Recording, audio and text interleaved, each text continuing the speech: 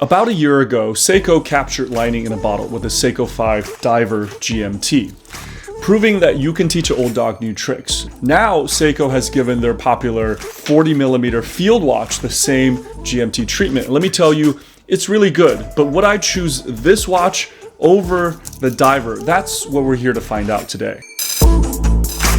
Hey guys, I'm Max and this is Watch Crunch. Now, throughout the last couple of years, Watch Crunch has emerged as the nicest, most friendly place online for talking watches. So I encourage you to download the app and join us, but only if you promise not to be an ass. The SSK001 Diver GMT is going to be hard to beat. When your foundation is the beloved SKX format and you add a GMT function, you know it's a recipe for a crowd pleaser.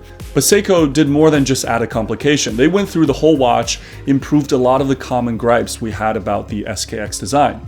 This included adding applied indices to the dial, which adds a more premium look, a crystal-lined bezel, and a more sturdy bracelet in-link. It's kind of like they took the SKX and modded it like an enthusiast would. So the Field GMT has some big shoes to fill. Thankfully, first impressions of the SSK025 is very good. The first thing I notice is just how good the fit and finish is. It's even tighter than on the Diver GMT. Now, I went with the blacked out version because I like the murdered out look. Plus, I thought that this is kind of a busy dial to begin with, so the more I can sort of tone it down, the better. The case is really well done. The bezel has radial brushing and the numerals on it are grayed out to stay inconspicuous, and all like the fit and finish is really crisp. I was initially worried in pictures that the numerals on the dial would be printed, but they actually look applied, raised off the dial just without metal surrounds. I first thought that they were lume blocks because they're greenish like the Black Bay Pro, but unfortunately the hour markers are not lumed. Instead, it's the square pips that encircle the dial that are. The dial background has a gritty matte texture, very field watch appropriate, and a recessed Minitrack outboards. The whole thing is stealthy and tactical. At the 3, we get a color matched date wheel with the silver surround. But one thing that might bother some people is that the hour and minute hands are not blacked out like the rest of the watch. They stay brushed silver. So let's talk dimensions. Even though both watches are like 13.5 millimeters, the Field watch actually is a hair taller due to a slightly domed crystal. They wear really different on the wrist because numbers don't tell the whole story. The Diver with that big flat bezel wears every millimeter as big as its 42 millimeter stated size, whereas the Field watch actually wears like a little bit smaller than 39.5 because the bezel is slanted. It's just unfortunate that they couldn't thin the case out on the Field watch proportionally with the size reduction, because it also ships with the plasticky NATO strap that really lets this watch down. You can tell it's kind of pretending to be leather, the hardware is pretty flimsy, and plus it adds 2 layers of material underneath the watch, which makes the whole package measure 17 millimeters high. And this is the precise reason I invented the Zero Pass system, to get that sort of tactical military NATO aesthetic without all the bulk. So let's swap in a full grain black leather Zero Pass strap and look at how this removes all those layers between the case back and your wrist and lets the watch sit flat.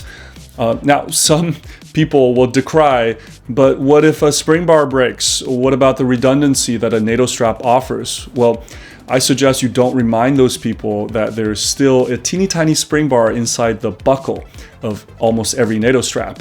Now, if you want to pick up a Zero Pass strap, it's in the product shelf below the video and on anachronist.shop.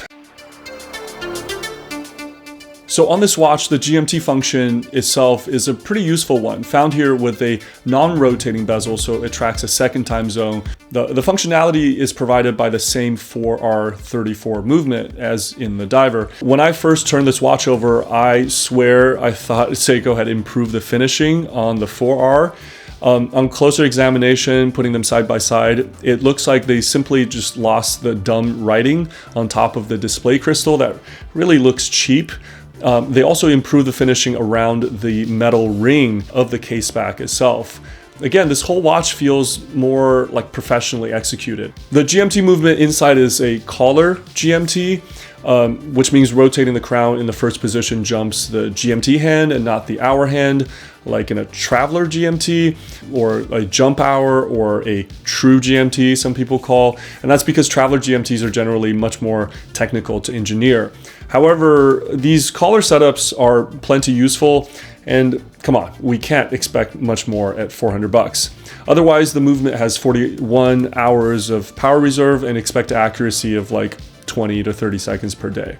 There is also a stainless version of this watch in the SSK023. That one does come on a bracelet. Now, to be honest, I haven't had a chance to handle that watch yet, but the 5-link bracelet looks very kind of IWC-like. And since it's a Seiko, I would assume it's serviceable, probably with the stamped clasp, but nothing to write home about. So what are some criticisms for this watch? First, the crystal is made of Hardlex, which is Seiko's hardened glass, which is not as scratch resistant as sapphire. Now that might be an argument to go micro brand at this price, because micros like Notice, for example, are pretty much all shipping sapphires at this price. Next, the crown is just push-pull, like in the Diver GMT. And even though both watches have 100 meters of water resistance, my personal rule is to never go swimming without a screw down crown, because I've always been nervous about the crown getting knocked open, and that would just be instant death for your movement. This isn't theoretical. I've seen it happen. Now on the Diver GMT, at least it's got the big crown guard there to kind of protect the crown, but not in the Field watch. So back to the original question, is the Field GMT worth its $400 price tag? I think absolutely. I mean, in a world where prices are constantly drifting up, Seiko has maintained the price point, nailed a cohesive design, really good fit and finish, and added a GMT functionality. Is it better though than the Seiko 5 Diver GMT? Personally, for me, yes, because on my 6.5-inch wrist, the 39.5mm format just works better. But if you are a bigger boy, I'd say it's a toss-up. The Diver GMT is just a little more bling with the crystal line bezel, the polished center links on the Jubilee bracelet. This watch still gives me a buzz every time I put it on because, I mean, it's just pretty. But as an everyday wearer, I would probably advocate for the Field design because it's more toned down, it's less loud. And remember that the 5 principles of Seiko 5, born in, I think, 1963, self-winding, water-resistant, date function, a robust design, and a crown at 4. The last one is fungible today, obviously, but to me, these watches are meant to be worn every day, not just on occasion. But if you're still having trouble deciding between these two great bargains, go ahead and check out my review of the SSK001 from a year ago. I can't promise it'll help you make up your mind, but you might just decide to pick up both, and there's nothing wrong with that.